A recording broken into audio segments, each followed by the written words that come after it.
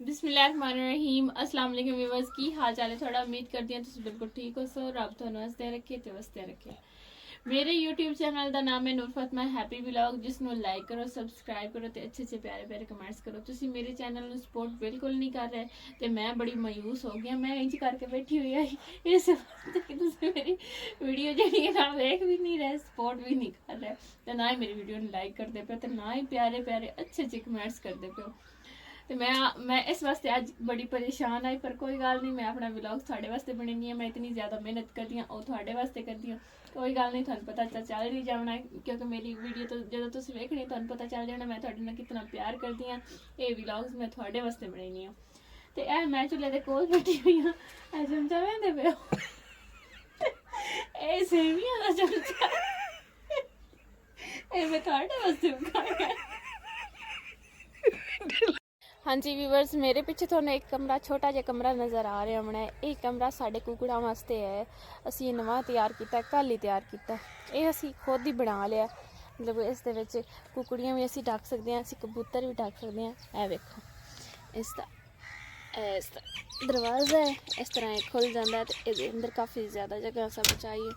मतलब कि जोड़े है ना कुकड़ियाँ कुकड़ बिल्कुल आसानी नाल अंदर ना बैठ जावन।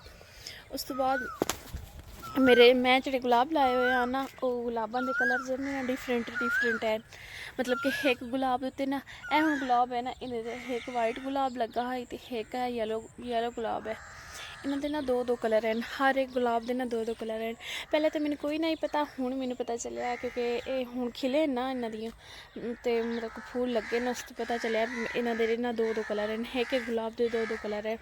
मैं हैरान हो गई, पहले मैं इस तरह। हाँ जी व्यूवर्स, इस गल का मैंने पहले कोई नहीं पता कि एक फूल के उत्ते दो कलर के फूल लग सकते हैं, लेकिन हुण मैंने पता चल गया क्योंकि हुण गुलाब जोड़े हैं ना माशाल्लाह उन्होंने गुलाब के उत्ते कलियां भी लगी हुई तो गुलाब भी लगे हुए हैं। एक गुलाब के उपर जोड़े ना दो कलर लगे हुए। हुण मैंने पता लग गया, मैं बड़ी खुश हुई हाँ भी एक गुलाब के उपर दो कलर लग गए।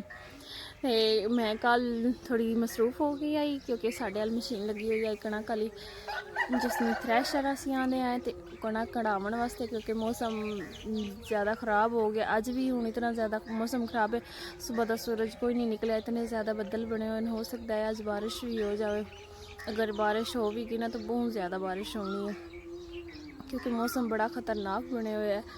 तो अज असा दाड़ जिन्हों भों आते भों लिपया है, दाड़ बनाई है जिसनों असी आते दाड़ बनाई है छट्टी है। तो इस तरह कुछ हुण पता नहीं की आते तुसी वेखण वाले लोग की आते हो उस दिन। हाँ जी व्यूअर्स, ए साडा जिहड़ा अमरूद है ना, ये मतलब कि सदा बहार अमरूद है। हर मतलब कि गर्मियां दे विच भी इहदे ते लगदे न ते सर्दियां दे विच भी लगदे न।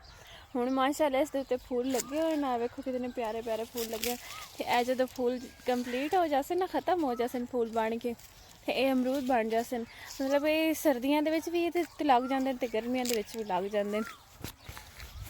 तो बाकी हुण मौसम जा रही है शताले की, शताला खत्म हो गया तो हुण अस गड्डी मकई बाजरा ज्वार।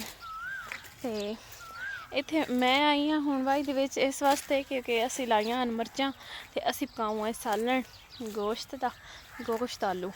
तो मैं आख्या मैं अपनी मर्चां पट के लाया वा। ए वेखो माशाअल्लाह इतनी प्यारियां प्यारियां मर्चां लगी हुई हैं उत्ते। व्यूअर्स अपने जेह्ड़े घर दे विच चीज़ जेह्ड़े बंदे गड्डी हुई होंदी है ना, उनका खावन दा एक अलग मज़ा होंदा क्योंकि ओह् जेह्ड़ी खाद वगैरह तो पाक चीज़ आउंदी। हाँ जी व्यूअर्स, ऐसे छोटे छोटे बिल्कुल छोटे छोटे पौधे लाए हैं तो हुण माशाअल्लाह पौधे भी वड्डे हो गए तो इन्हां दे उत्ते मर्चां भी लग गए। एक पौधे के उत्ते 20-25 मर्चां लगी हुई हैं, लेकिन ये जिहड़ियां है ना 3-4 मर्चां ये वड्डियां हो गई हैं तो बाकी अजे तक छोटियां छोटियां ही हैं।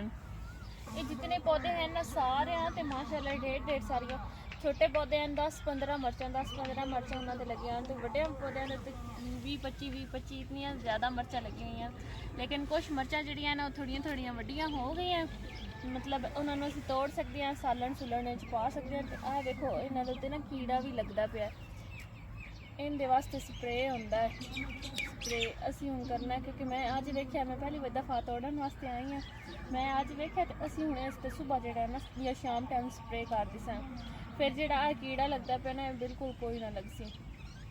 ते बाकी मैं कुछ तोड़ियां भी हैं।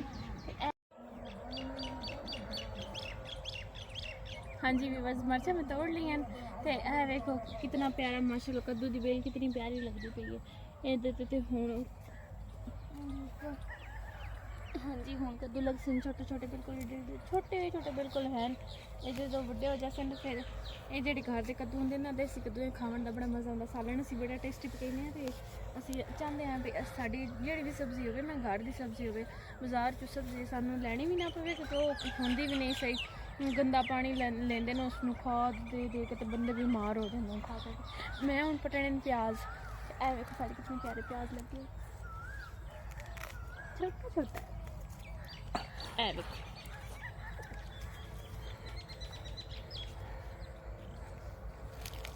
ए देखो माशाल्लाह कितना बड़ा प्याज ए छोटा ए बड़ा प्याज है इसका बच्चा प्याज